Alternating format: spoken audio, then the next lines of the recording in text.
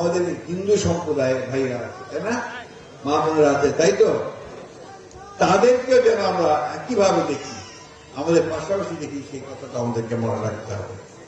তাদের মধ্যে যেন কোনো ভয় ভীতি কাজ না করে, আমরা যেন তাদের কাছে ভাইয়ের মতো বন্ধুর মতো গিয়ে পাশে দাঁড়াতে পারি, সেটা আমাদেরকে নিশ্চিত করতে হবে। কারণ আমরা একই মাটির সন্তান, একই বৃত্তের দুটো ফুলের মতো। আমাদের দায়িত্ব হচ্ছে যে তাদের বিপদে আপদে তাদের পাশে গিয়ে দাঁড়াবে। আমার একটা ঘটনা মনে পড়লো, অনেকদিন আগে, তখন আমি পৌরসভার চেয়ারম্যান ছিলাম। আমি তো অনেক কিছু করছি, পৌরসভার চেয়ারম্যানও ছিলেন। সুযোগ চেয়ারম্যান ছিলাম, ওই সময় একটা ঘটনা ঘটলো। বাবরি মসজিদ অযোধ্যাতে, মনে আছে, বয়স্ক মানুষেরা আছে, ভারতের বাবরি মসজিদ ভেঙে দিল। তখন আমাদের বিএনপি সরকার ছিল, বেগম খালেদা জিয়ার প্রথম সরকার। উনি ভাবলে গেলেন যে বাবরি মসজিদে একটা মসজিদ ভেঙে দেওয়া বাংলাদেশে তো এখন খুব বিপদ হয়ে যাবে, একটা কমিউনাল রায়ট শুরু হয়ে যেতে পারে। এই চিন্তা করে তিনি সমস্ত জেলাগুলোতে জেলা প্রশাসকদেরকে, পুলিশ এসপিদেরকে সবাইকে বললেন যে সবাই অ্যালার্ট হয়ে যাও, বিএনপি নেতাদেরকে সবাইকে বলে দাও, সবাই মন্দিরগুলো পাহারা দিবে, হিন্দু পাড়া বহুদিকে পাহারা দেবে। আমি যখন পৌরসভার চেয়ারম্যান, সেই কারণে আমাকে তখন ডিসি সাহেব ছিলেন একজন চাকমা ডিসি, আপনাদের মনে থাকতে পারে, উকোজেন, খুব ভালো মানুষ ছিলেন। উনি আমাকে ফোন করে বললেন যে মির্জা সাহেব, আমি তো নিজেই অমুসলিম, আমি কিছু বলতে গেলে তোকে আরো বড় বিপদ হয়ে দাঁড়াবে, আপনি একটু আসেন, অনেক রাত্রি, একটু আসেন, আপনি আমাকে সাহায্য করেন। আমি রাত্রি গেলাম তার বাসায়, আমাকে বললেন যে আমি এখন কি করতে পারি। তাই বলে আপনি কাজ করেন, কালকে ইতিমধ্যে জামাতে ইসলাম আবার মিছিল বের করছে যে তারা প্রতিবাদ মিছিল বের করবে। মসজিদ ভাঙার পর মিছিল বের করা মানে কি? ওটা একটা ভয়ঙ্কর ব্যাপার না? মিছিলটাকে ঠেকানো যাবে? ঠেকানো যাবে, ও অনেক খারাপ কাজ করে ফেলবে, তাই না? তো তখন আমি বললাম যে কালকে তো শুক্রবার আছে, আপনি আজকে রাত্রে পারলে আজকেই আমাদের মৌলানা তমজুদ্দিন সাহেবকে একটু তুলে নিয়ে আসেন, আমরা ওনাদের সঙ্গে একটু পরামর্শ করি। মৌলানা তমজুদ্দিন সাহেবকে আজকেই তুলে আনা হলো ডিসির বাসায়।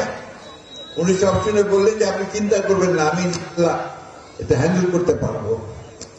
উনি যখন পরামর্শ দেন যে কালকে সকাল 10টার মধ্যে আপনি সমস্ত ইমামদেরকে ডাকেন, মসজিদের যারা ইমাম আছে সেই ইমামদেরকে ডাকেন, আমি তাদের সঙ্গে কথা বলবো। আর আমি যেহেতু পৌরসভার চেয়ারম্যান, আমাকে বলি আজ তুলে থাকবা। সবাইকে ডাকলেন, ডেকে দরজা বন্ধ করে 10টার সময় তিনি সবাইকে বললেন কালকে যেন কোনো মিছিল না হয় সেই ব্যবস্থা আপনাদেরকে করতে হবে। আপনাদের বয়ানের মধ্য দিয়ে যে ওয়াজ করবেন খুতবার আগে, সেই ওয়াজের মধ্যে এমন ভাবে বলতে হবে যে এটা করাটা আমাদের খুব অন্যায় কাজ হবে। আমাকে বললেন তুমিও পরামর্শ দিয়ে চলে আসো নামাজ পড়তে। আমি পরামর্শ দিয়ে নামাজ পড়তে। তো মৌলানা তমজুদ্দিন সাহেব প্রথমে অযোধ্যা বাবরি মসজিদ ভাঙার খুব প্রতিবাদ করলেন, অন্যায় বললেন। তারপরে তিনি বললেন কিন্তু আমরা কি তাই করবো, ওরা যা করছে আমরা কি তাই করবো? তারপরে উনি বললেন যে কোরআন শরীফে খুব পরিষ্কার করে বলে দেওয়া আছে যে আমানত যারা খেয়ানত করে তারা মুসলমান না। আর হিন্দু সম্প্রদায় যেহেতু আমাদের মাইনরিটি, সংখ্যালঘু, তারা হচ্ছে আমাদের কাছে আমানত। তাদের কোনো কিছু নষ্ট করা হচ্ছে না, খেয়ানত করা হবে।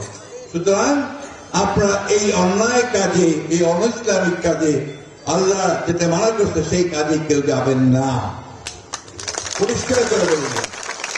তারপর তিনি আরেকটা উদাহরণ দিলেন, বললেন যে হযরত আলী একটা ইহুদিদের সঙ্গে একটা যুদ্ধের পরে সন্ধির আলোচনায় বসতে, একটা ইহুদিদের একটা উপাসনালয়, ওখানে যে ছায়া পড়তে, সেই ছায়ায় বসে সন্ধির আলোচনা হচ্ছে, সন্ধির আলোচনা হচ্ছে।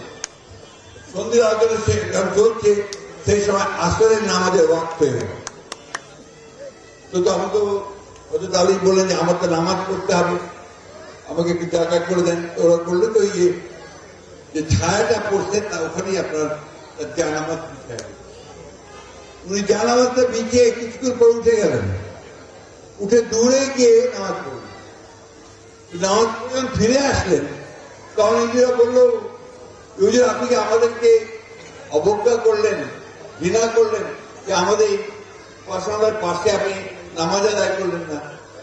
না না, তা না, আমি নামাজ আদায় করলাম না এখানে এই জন্য যে আজকে যদি আমি এখানে নামাজ আদায় করি তাহলে এটা তোমার উপাসনায় থাকবে না, এটা একটা মসজিদ হয়ে যাবে।